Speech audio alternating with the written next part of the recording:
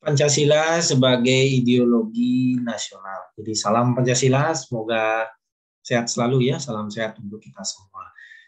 Pada video kali ini saya akan berbagi atau menjelaskan secara global mengenai Pancasila sebagai ideologi nasional. Nah, bagaimana Pancasila bisa dikatakan sebagai ideologi nasional? Ya, kita simak video berikut ini.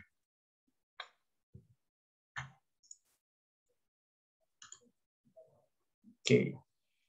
Nah, Pancasila sebagai ideologi nasional, jadi pengertian ideologi perlu kita ketahui juga bahwa kalau kita lihat dari segi pengertian ideologi, jadi sebagai ideologi bangsa dan negara Indonesia, jadi Pancasila pada hakikatnya merupakan suatu hasil ya, suatu hasil penuangan atau pemikiran seseorang atau sekelompok orang, yang mana seperti yang kita ketahui sejarah Pancasila ya itu pasti ada tanggal 1 Juni 1945 itu dirumuskan dalam sidang MPU PKI. Kemudian Pancasila diangkat dari nilai-nilai adat istiadat kebudayaan serta nilai religius yang terdapat dalam pandangan hidup masyarakat Indonesia. Ini merupakan pengertian ideologi ya dari teori Pancasila sebagai ideologi nasional.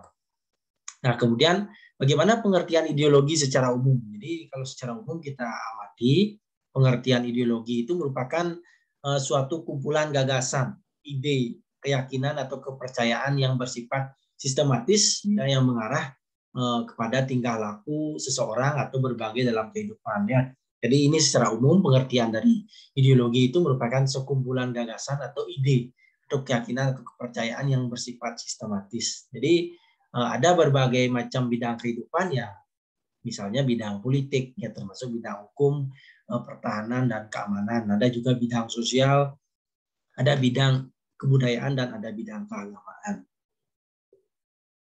Kemudian bagaimana kekuatan ideologi ya? Jadi menurut seorang tokoh yaitu Alfian, jadi mengatakan bahwa kekuatan ideologi itu sangat bergantung pada kualitas 3 dimensi. Jadi ada 3 dimensi yang bisa dikatakan bahwa ideologi itu sangat kuat.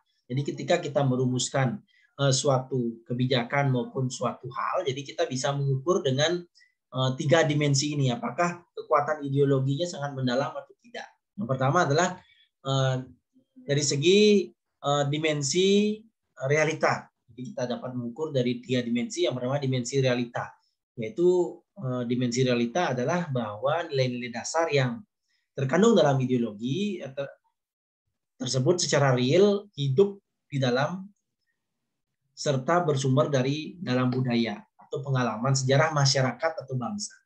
Itu menjadikan sebagai dimensi realita yang memang nilai-nilai dasar dari ideologi itu terkandung dalam kehidupan real di masyarakat tersebut yang bersumber dari budaya maupun pengalaman sejarah masyarakat atau bangsa. Kemudian ada yang dimaksud dengan dimensi idealisme, yaitu dimensi yang mana bahwa nilai-nilai dasar ideologi tersebut jadi mengandung idealisme yang memberikan harapan tentang masa depan yang lebih baik maupun pengalaman-pengalaman praktik dalam kehidupan sehari-hari. Itu disebut dengan dimensi ideologi.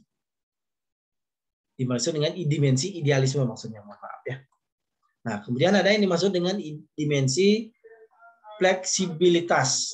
Fleksibilitas atau dimensi pengembangan. Yang mana dimensi ini adalah ideologi yang memiliki keluasan yang mungkin dalam merangsang pengembangan atau pemikiran-pemikiran baru yang relevan dengan ideologi bersangkutan. Jadi tanpa menghilangkan atau mengingkari jati diri yang terkandung dalam nilai dasar tersebut. Jadi itu merupakan 3 dimensi ya.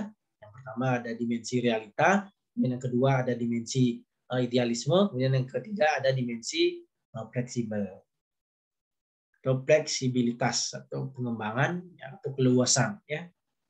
Nah, menurut Alfian ya tadi di atas, jadi Pancasila memenuhi ketiga dimensi tersebut. Jadi dengan demikian ya dapat dikatakan bahwa Pancasila dapat menjalankan fungsinya sebagai suatu ideologi yang harus senantiasa hidup ya, fleksibel dan tahan uji dari masa ke masa. Jadi berdasarkan teori Alfian itu, jadi kita sebagai bangsa Indonesia menjadikan Pancasila sebagai ideologi nasional atau ideologi bangsa kita. Ideologi dalam hal ini adalah dalam rangka pandangan hidup kita dalam melaksanakan kehidupan berbangsa dan bernegara. Nah, sekarang bagaimana makna ideologi bagi negara kita?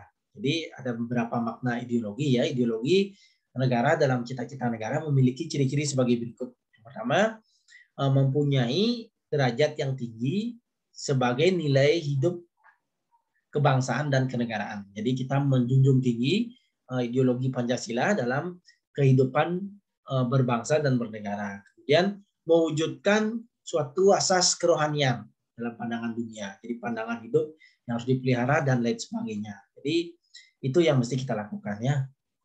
Nah, ini merupakan ya macam-macam ideologi ya yang ada di dunia. Kalau kita lihat dari segi jenis-jenisnya. Yang pertama ada ideologi liberalisme, kemudian ada ideologi komunis, dan ada ideologi sosialisme, dan ada ideologi Pancasila. Yang mana kita menganut ideologi Pancasila ya. Lalu kita bandingkan ya, jadi pandangan hidup individu dan masyarakat. Kalau liberalisme itu individu lebih mementingkan individu lebih penting daripada masyarakat. Itu liberal ya, masyarakat diabdikan ya bagi individunya. Jadi bersifat individualistis. Kalau komunis, individu tidak penting, masyarakat tidak penting ya. Kolektivitas yang dibentuk negara itu lebih penting. Jadi apa yang diperintahkan oleh negara itu harus kita lakukan. Kemudian sosialisme, jadi masyarakat lebih penting daripada individual. Jadi itu sosialisme. Kalau ideologi Pancasila, jadi individu diakui keberadaannya, masyarakat diakui keberadaannya, hubungan individu dan masyarakat dilandasi 3S, yaitu selaras, ya, serasi dan seimbang. Kemudian masyarakat ada karena ada individu. Individu akan punya arti apabila ada masyarakat. Jadi kita bisa simpulkan ideologi Pancasila ini merupakan ya gabungan dari 3 ideologi ini. Jadi itu yang kita pakai. Kemudian ciri khas dari ideologi liberal ya penghargaan atas HAM, ya, demokrasi, negara hukum, menolak dogmatis, ya, reaksi terhadap absolutisme. Nah, itu ya ciri khas komunis, ya, ateisme, ya, dogmatis, otoriter, ya, ingkar HAM, jadi reaksi terhadap liberal atau kapitalis.